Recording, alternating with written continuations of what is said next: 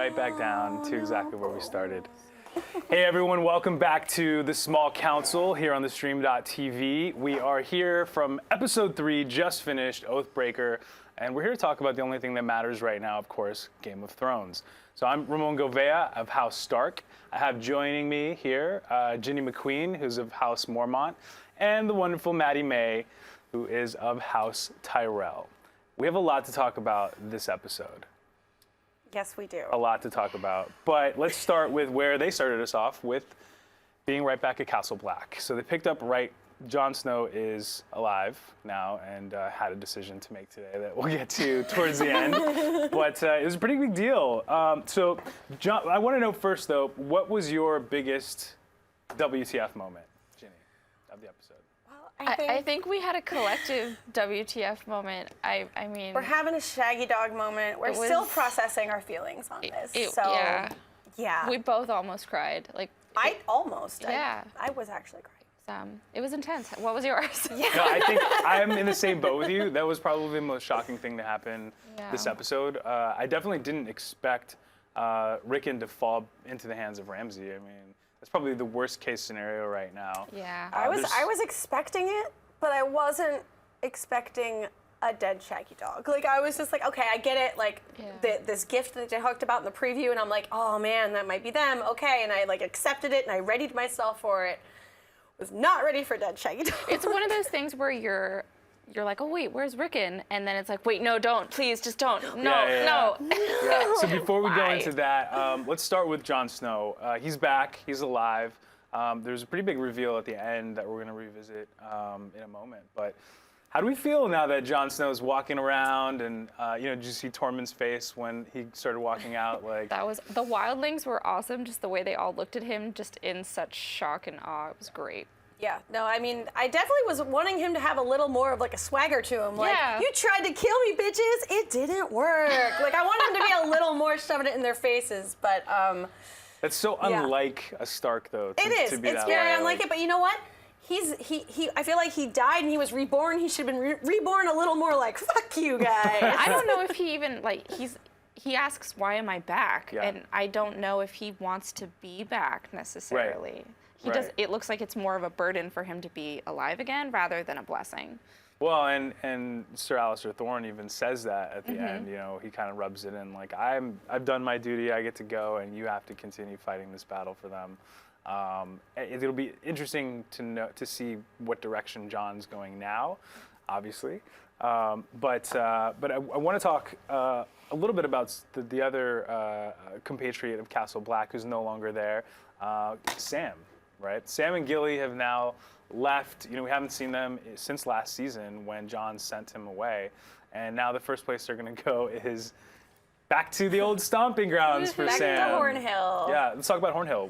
Tell me about it. I was worried about that because I mean, that's not something that happens in the books, and I did note that in the books when Sam and Gilly hook up, it is on the ship, if I remember correctly. So they actually moved their hooking up a little bit early in the show, but that's okay. But yeah, they said, oh, we're going to Hornhill. I'm dropping you off with my parents. And I'm like, but your dad's a dick. Oh no. Yeah, I mean, Sam talks about it too, but in the books they really drive the point home that Sam's dad is not a good guy. So he did threaten to kill Sam at one point. He did. So he sent him to the wall when he should have inherited, their family. Sam's basically been exiled from his home, sent to the wall. He's obviously, and he mentions it to Jon, I believe, a couple seasons ago, where he talks about he just didn't feel like he was deserving of the title. So he was like, you got to go to the wall, which says a lot about his character. And he even kind of hints at it when he's talking to Gilly and says, oh, well, my mom's really kind. My sisters are nice. My sisters are okay. Good. But what is this going to mean now in terms of Sam, going to the study at the Citadel? Now he's going to have this illegitimate child, right? Because Gilly even says this is your child now. So I wonder how he's going to present that to his family, or what could the implications be? I hope it'll be a better bargaining chip for them, that they'll accept her more willingly, but I feel if like he's kin. But I feel like that could technically backfire. It could be. I mean, at least I almost feel like his dad is going to be a bit surprised that Sam even has a kid. Yeah, he's going to be like, really? You want to? Like almost like, good job. Like, hey, you got some. Like, all right. Like, at least you like did something. But yeah, I'm very worried about his dad in general, and I know we are going to see them this season. So yeah, definitely looking forward to it. Absolutely. Yeah. Well, we definitely want to know what you guys think. So write in on Twitter. Use the hashtag #TheSmallCouncil. We'll be answering your questions a little bit later in the show. And we want to know, what do you think about Sam and Gilly, going off and now he's got to raise a baby, but he's got to also be a maester? Is that going to work with him dropping her off, at House Tully? And how's his family going to respond? So the big reveal from this episode, I think we've all been wanting to see for a very long time, is the Tower of Joy. We've been teasing it for so Joy. So long. How about a little backstory for people who don't know exactly what the implications of that vision were for Bran? So the Tower of Joy kind of, at least in the books really, it's where we think we're going to find out if Jon is who we think Jon is. So we know that Liana is in the Tower of Joy, and the guards that are protecting her were sent by Rhaegar. And so this is the moment where Ned goes up and we find out what the promise was that she promised, that she made him promise her. Yeah, again, we know about the Tower of Joy from the very first book, and we hear about this whole story about how Ned was, Liana made him promise her something, but we don't know what that is, and there's a lot of, and blue roses and all of these like little hints that we get throughout the books that we've never really gotten up until this point. So us as book readers, we're finally like, yes, finally give this to us, please, just give us any information. Definitely. And just to see, even just to see, like, I am a huge fan of the Reeds, so seeing Howland Reed was a huge deal for me. I love Howland Reed. I was so excited. And obviously Arthur Dayne being a badass. That was such a good scene. That was Right. such a good scene. So he's well known as being one of the greatest fighters at the time. And as we saw. Yeah, he was able to awesome. demonstrate using, dual swords. I'm hoping that Jon McClay has something to say about that little fight later this week. But it's really cool to see how these fights take place. And to know the legendary tale of Ned Stark and the Tower of Joy. And now the untold story. And now the Howland untold Reed. story of Howland Reed actually saving him, because it's legend that he defeated him in hand-to-hand combat. And now we know that there might be something more to that story. Like we knew that Howland was the only other person left alive during that fight, but we didn't know that he was actually stabbing people in the back, man. That was awesome. Yeah, and how do you feel about that to be continued moment where the three-eyed crow wouldn't let Bran continue the story? We're all waiting for some answers, potentially about Jon Snow's heritage. And did he hear And him all or of a sudden not? he's like, no, you can't go. Yeah, no, that was very, not to be super crude about it, but have you ever been really close to an orgasm and then it just gets taken away? And you're just like, I was so close. Just give it to me. This was Ginny's experience This is my of Game of experience watching Thrones Game for of the Thrones. night. It's very It was a sexual. withheld orgasm. Very is what it sexual. was. I mean, it is as satisfying, so. It's, So speaking need a moment. of satisfying and not satisfying, so Daenerys has now been completely vulnerable for the last few episodes, and now she's realized what her fate is going to be, potentially for another episode or two, I guess, from what we're seeing. we're still on with it, guys. But she has now she's going to face basically like a vote by the heads Like of the a Dothraki. tribunal or something. The tribunal of something the like Dothraki council, I guess. I don't know what the correct political terms would be. We don't know the Dothraki terms Don't for kill these me. things. But now we're going to see what's going to happen to her, and we know that as far as we've seen, there's a few people that are looking for her that are a few episodes away from finding her. So what does this mean for her at this point? Well, they did say, your best case scenario is that you get to stay here and be in the Dosh Kaleen. Like, that's best case scenario for them. Again, we did see a little bit of stuff in the previews, so we're hoping somebody shows up, but Let's go, Jorah. Let's do this. I'm very excited to see Jorah hopefully soon. Jorah and Dario. Yeah. Back Or to if back. Drogon wants to show up, I'm That totally would fine be with that great. too. That would be awesome. And in Marine, in the meantime, while she's trying to figure out how, she's still making those empty threats. We have Tyrion and Varys, who Varys is actually getting pretty close to, seems like, cracking that case of who are the Sons of the Harpy, who's ruling them. His little birds have been doing their job, not just here. We've seen also in King's Landing. So we'll talk about that in a moment. But what does this mean for the shift in power now that we know that Varys has some kind of influence over the city? If he's able to start breaking down the Sons of the Harpy, he now knows that it's being funded by their enemies, by their previous enemies. They're all of their enemies. The enemies that they've made along the way. Correct. Yeah. She's pissed off a lot of people. She has. And I do think it was really fun. Just I could watch Varys for days. He's just such an interesting character just to watch and just hear He's so charismatic. He's so charismatic. He's such a good game player. Yeah, Like, and he you can just see plays like the game gears really are well. working, but you don't know where he's going with anything, and he's very captivating. And it was just really interesting again to see him just like, no, I'm not threatening you. I don't want to hurt you. Like he's the one Like, that's person not that's my not MO. trying to murder anybody. Well, he says his MO is I make people happy so that they give me the information. And he is that very we defensive of want. children. He's always been Yeah. very, like, he wants to take care of kids. So anytime there's a child involved, he's usually not going to do anything terrible.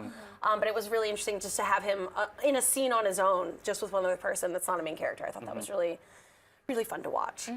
And so there was also this really cool moment between Tyrion and Grey Worm. When he's trying to entertain them and have some fun, and you can just tell that they're from such different worlds that they obviously can't connect on anything. It was like watching Tyrion at a AA meeting. Right. He's like, Well, we hey can guys, drink. how do you guys party? What do we do? And they're like, we It's don't. just so different from King's Landing, and I Yeah. think it's kind of like shell shock for him almost that it's just so vastly different. Well, I think, and that's a good point. It's on a microcosmic scale. It's an example of how out of his element Tyrion is, and how he's going to be as he's learning the ropes in Meereen and how the culture works and how everyone interacts. And he's just so far outside of his element that it's going to be fun to watch him really try and politic his way through it, just because he doesn't understand really how they think. Yeah, and hopefully they'll get back to those dragons in that basement. That would be great. Yeah. So we do want to say thank you to our friends over at Iron Shield Arms who provided these wonderful weapons and armor decorations for us. If you haven't checked out their social already, they're great with stunts and choreography, and they do all kinds of cool stuff. We've worked with them before. But definitely check out on Twitter at Iron Shield Arms. John McClay will be here later this week, probably to talk a little bit about the Tower of Joy fight. So I can't wait to check that out. But now let's talk about the Small Council, because this is the first time this season we've actually seen the Small Council get together. And of course, Cersei and Jaime walk in with a now admittedly Gregor Clegane. Yeah. Well, actually, right before that, we had Qyburn Yes. with the little birds. And, as the right before that, and just showing, hey, okay, Varys isn't here, but Qyburn's kind of taking up the, like, okay, I'm going to be Master of Whispers now. Y'all are going to work for me. Is this going to affect the information that Varys gets? Yeah. Like, is this going to... Yeah, because now sever his it's ties? effectively question. under Yeah. the Lannisters. Like, Cersei and Jaime are now, like, they know about these kids, and that's where they're getting information. So they're kind of in charge now. Yeah. Right.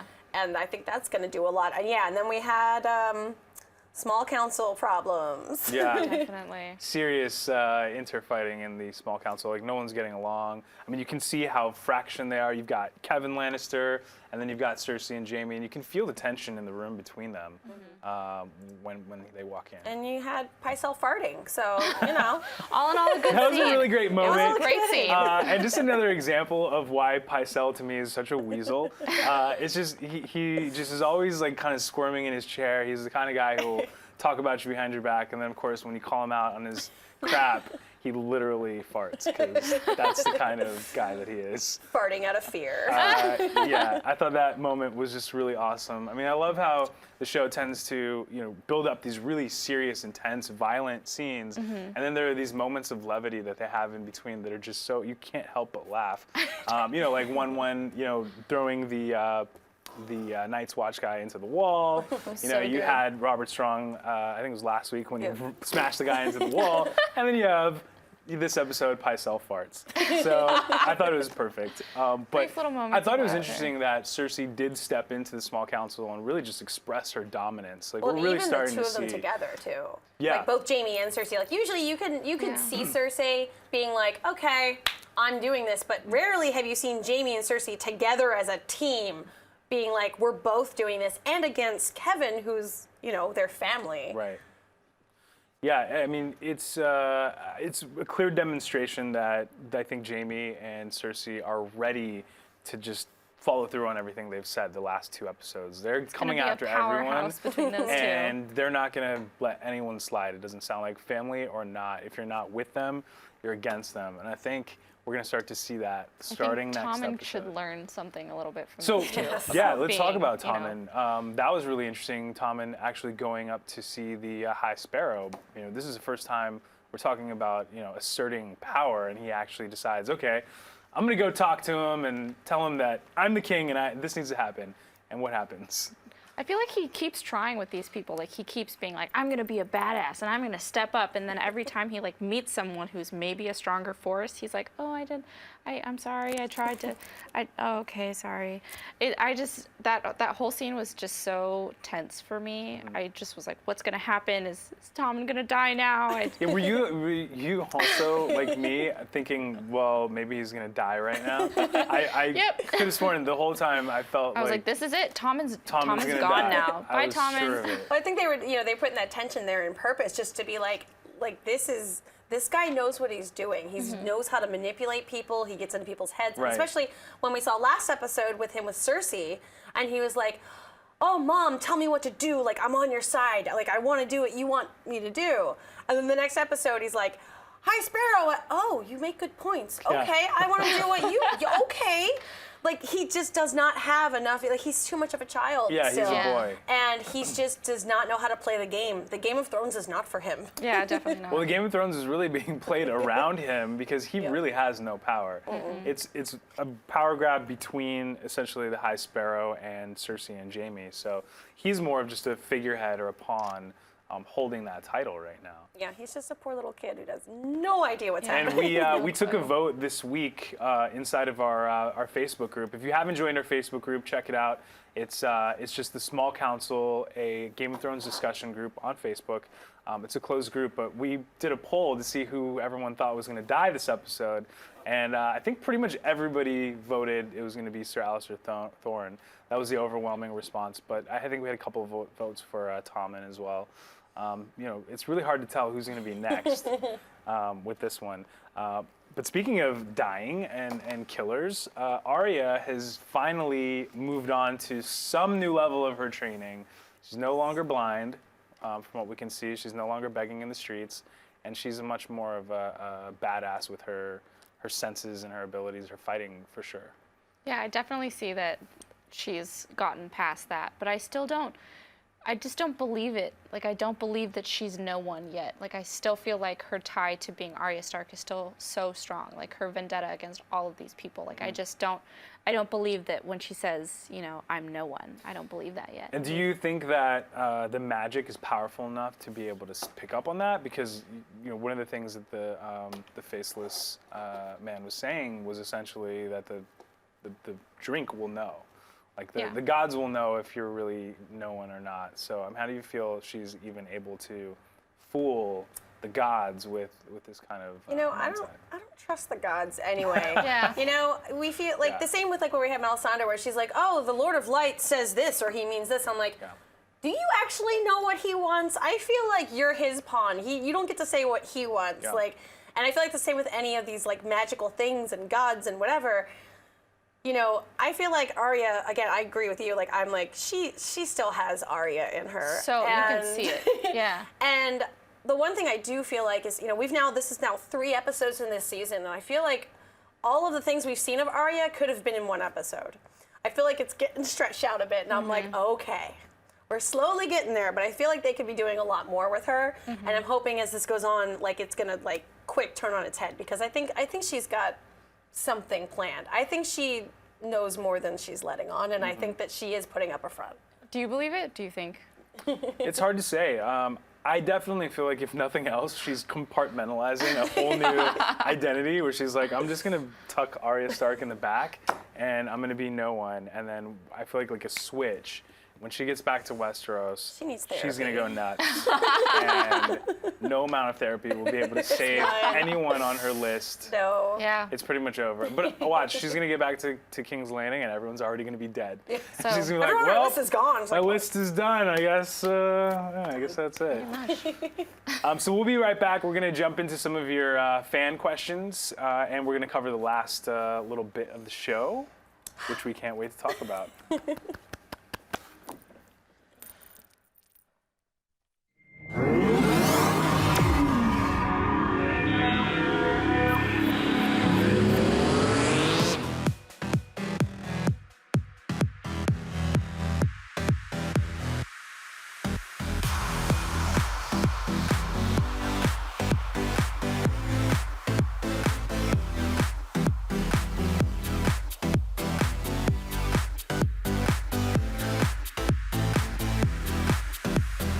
Just in case you missed it live. In case you missed it live. In case you missed it live. Oh, you'd want to take the time travel the whole way back. Oh my God. We had a crazy vampire threesome, and you can't unsee that. That's burned into my brain now. I was like, How did you get here? No. Look at me. I'm dancing. You know why we saying yes. You know why we saying yes. he was like, yeah, I'll tell you whatever you want. He is quite something. And we're like, inseparable. She was shadier than Sunglass Hut with Ray-Bans on sale, ladies and gentlemen. No, it wasn't. So come on. You just went to a totally different direction on that. When a billionaire goes broke, it means he's got like $4 million. Hold the phone, Hold on. bro. I found her to be deliciously out of control. Oh man, looking forward to this fight. Ooh, they about to get together. Watch, it's about to go down. Somebody better take some pictures of this. She just slapped the crap out of me. And he's just It's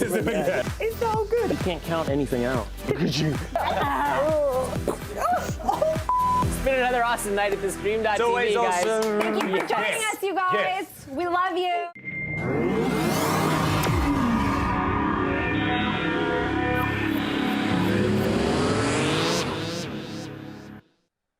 Welcome back to the Small Council here on theStream.tv. This episode has really been it's really been kind of depressing, and we're going to talk a little bit about why that is. Now, coming off of episode 2, when there were so many victories for House Stark, and we felt like there was some momentum really coming back for all of us, this was kind of a downer. We see the return of Rickon Stark, and lo and behold, there was a very tragic loss in the meantime. It's just the worst part. Like, I feel like episode 2 was so great. It was just building. Everything was awesome. Yeah. And then just this one, as soon as you see it, you're like, no, please. Oh, and then it, oh man. Yeah, I was prepared. I was prepared for Rickon to, because again in the previews they had shown, you know, hey, here's the Umbers. They're like, oh, Ramsay, we have a gift. I'm like, oh no. Like, all right, I'm preparing myself. I was still like, Rickon is my favorite Stark, and I was just not prepared for Shaggy Dog. Like, I was just like, no, That not was the puppy, rough. not Yeah. my That was baby's straight puppy. rough. Yeah, so we are losing direwolves fast. I think we only And- have 2 left. Well, Well, Nymeria's out in the woods somewhere. Yeah, and then Ghost. We've got Ghost. Yep. So So sad. this is a new bargaining chip for Ramsay now, who just made a pretty big power move last episode by killing his own father and letting the dogs out. We Quite saw some literally. awesome memes all throughout the week, and a buddy in our Facebook group made this awesome video. You have to check it out. Jump in our Facebook group if you're not in it already, and watch some of the videos from this week because they were really entertaining. But we finally learned the riddle of who let the dogs out, and it was Ramsay It was Snow. Ramsay. So now he's got Rickon Stark.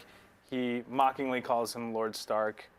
It's a pretty big power move. Now he has a bargaining chip. So what do you think that's going to mean for Sansa and possibly Jon, depending on where he's going to go now? well, let's hope he doesn't mess this one up. He's messed up a bunch of them before, but now he kind of has a claim to the north again. Yeah, every captive he's had, he's lost. Yeah, he hasn't really. He hasn't done a good job with that. So. Mistreated, neglected, Yeah, abused. let's not flay any more captives. Let's Yep. not cut off any parts. please and thank you. I would not like that to happen to my baby Rickon. And even Osha, too. I'm still worried for Osha as well. I'm like... Because she doesn't really mean anything anymore. I mean, Right.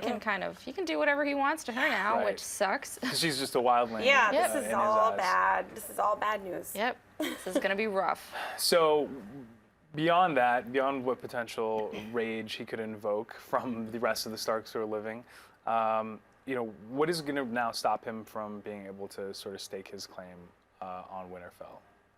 Hopefully, I'm hoping Jon shows up eventually, which I leads think us that's what everyone's into talking Yeah. the about. very, very end with, I mean, we got to see some people hung. That Yeah. was great. That So we was got to so see great. some good old-fashioned justice. Yes. It was perfect. I thought, you know, Jon followed through and very Jon Snow in his Very common- typical of Ned Stark. Exactly. Yes. You know, he did it himself. Yep. But that was the last thing he did as Lord Commander before he passes it on to Dolorous Edd and is like, "You take this." Ed's like, what do I'm I done. do with this? Yeah. He's like, "Wear it, bruh, because I'm done." And really, He's retiring the cape. and at this point, how many Night's Watch people are even left? Not very many. There are so few. Like, there's way more wildlings than Yeah. there are, you know, anyone else. And it's like, and Jon's just like, peace out. So does that mean wildlings are coming with him? Does that mean, you know, we don't know exactly what his plan is here other than like, I died, that means I'm out. Yeah. Done. Well, I think this is a good opportunity to sort of reestablish what's happening in the north and really figure out, okay, now we have to get these wildlings prepared and make sure the wall is fortified for all the White Walkers that are coming south. So I think that this is probably just a temporary move for Jon. I think he's just sort of, now he's caught up from the shock of being brought back to life and then having to face Ollie and Sir Alistair Thorne and the other guys and kill them. Now he's like, all right, I'm taking a break. I need to figure some shit out. Do we think Melisandre is going to go with him? That's a good question. And do we know if he's really leaving or if he's just going to try and, you know, get his bearings without the responsibility of being the Lord Maybe Commander? he just needs like a spa day, you know? He's just like, guys, I'm thinking I just manis need to and relax." petties. Yeah. And, Just want to, you know, sit in a sauna I for just a need bit. to work on myself right now. yeah, He's gonna go off and, do like- him. You know, he's gonna go in like a little hut. He's gonna take some peyote. He's gonna just figure this out. Yeah. Hopefully not for too long. I'm sure very quickly he'll realize what implications of Ramsay being in Winterfell are and what that means, and he'll probably jump back to his dutiful Go self. save Rickon. Is go this going to save be Rickon. another instance of just barely missing? I mean, we saw the preview for next week, and it looks like Sansa may be at Castle Black. Yeah. That would just be so. They miss each Typical. other so many times. Just like so when we had many- Bran almost find Jon, and then they like It would be skip And then out when on it, Arya, and- you know, almost at the Red Wedding. At the Red Wedding, Yep. yeah, It was it would brutal. be very typical. So let's see what kind of questions we have from today's episode on the So- Twitterverse. Who's Looking asking at questions Twitter, out there?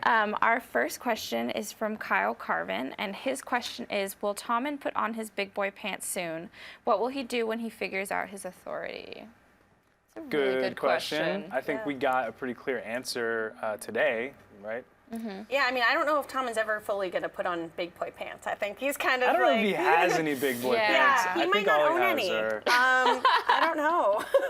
all he has are the underoos right now. We'll see if he steps up and, you know, becomes anything like his father. Yeah.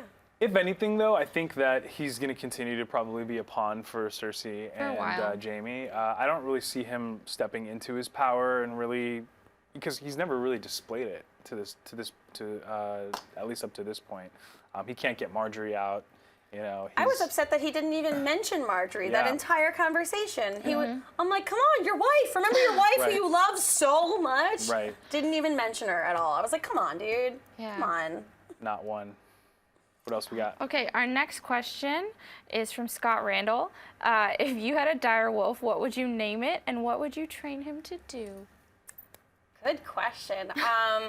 Not sure what I would name him. I mean, I would probably go something along like kind of like Shaggy Dog. I like just really silly names.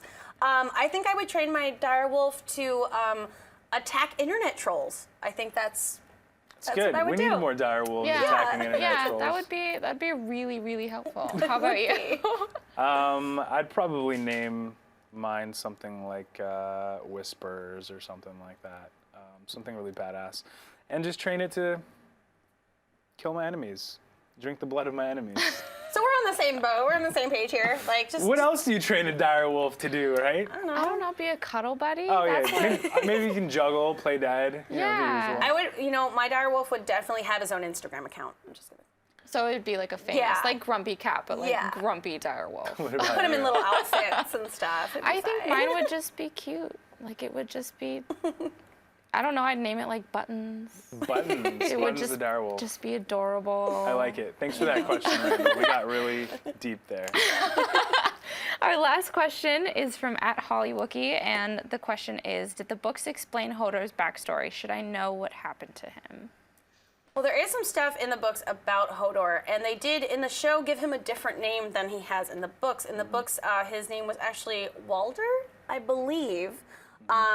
Pulling from the deep, deep parts of my brain about this. So there's a few different theories about Hodor. Again, we don't really know much from the books. We just have little inklings of like, maybe it was this, maybe it was that. And some of them go back to Sir Duncan the Tall from the Dunk and Egg stories. And one of the theories is that he is the descendant of Duncan, and Old Nan, which is really interesting because he was there at the time in Winterfell. So it kind of time works out. Again, there's also the theory that he's just part giant, which Osha had brought up before. And I mean, there's a lot of Kind of unclear. Yeah, I mean, book it's not- readers have like a different idea, but it's not. We're not 100%. yeah, no yet. one's 100% said this is who Hodor is or what happened to him. We don't know why. We don't know the accident that happened that Right. caused him to just only say Hodor. And we so- don't know what Hodor means yet. Yeah. We're still not Yeah, sure so if that's a nobody knows. name, what it means. It's a good question. Yeah, it's a really good question. What about the YouTube chat? So, What are people saying on the? a lot of people on the channel? are very disturbed about Sir Alistair Thorne and Ollie's like Yes. dead eyes Oh, yeah? and all that with the swinging. They're Can't not face the ugly they're face not of a feeling traitor.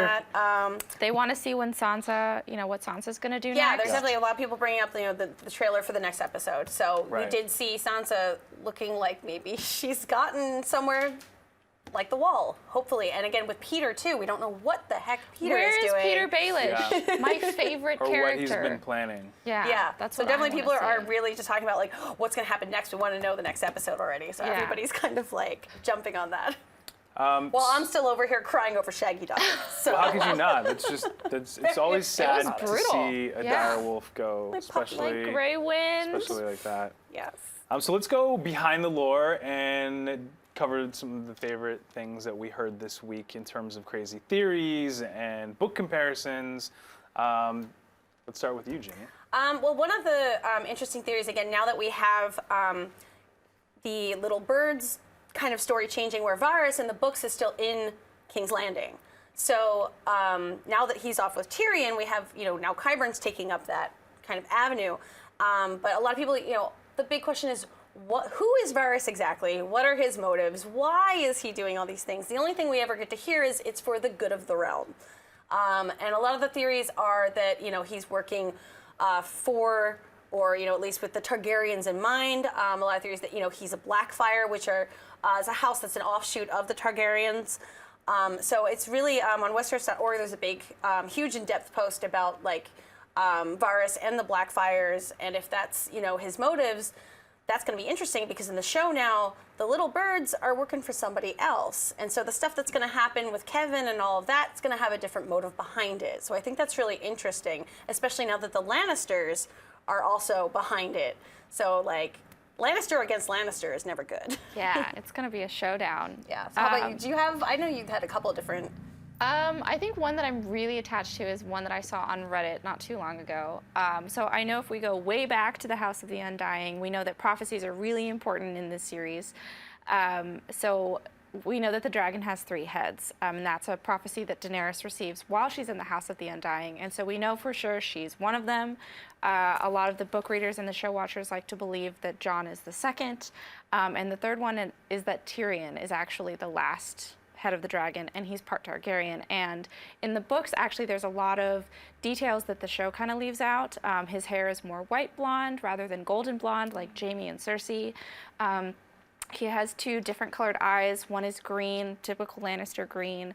The other one is, it looks black, but it looks as if it could be so dark purple that it's black, and we know that purple is the typical Targaryen eye color. And so I want to see, now that we saw his interaction with the dragons last episode, if there's maybe a little bit of Targaryen in him. I want to see that explored so much more. How about you? For me, I think it's probably one of the most pervasive fan theories that I've seen out there. I mean, this is something that's been speculated for years now, and that's the idea of Jon Snow being the sort of Azor Ahai, this prophesied person who's supposed to be born of salt and smoke and actually come back and fight on behalf of R'hllor, the Lord of Light, against the others, who could potentially be these White Walkers. While it's never specifically stated, it just sounds like this is who Melisandre's been trying to find for most of the entire series. She thinks it's Stannis, and that's why she was so convinced that he was going to be the one to take Winterfell, and all these visions she had in the fire, she believed it was him.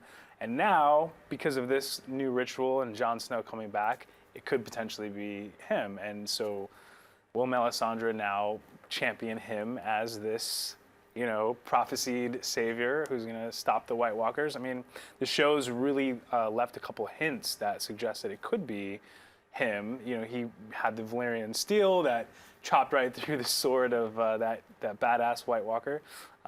He had that "come at me, bro" moment, which I felt really set a lot up. You have on your shirt right now. Yeah. Oh yeah, which I have on the shirt, the "come at me, bro," and I think that's really kind of foreshadowed what could potentially be the storyline for the rest of the season of Jon Snow being this force against the Walkers.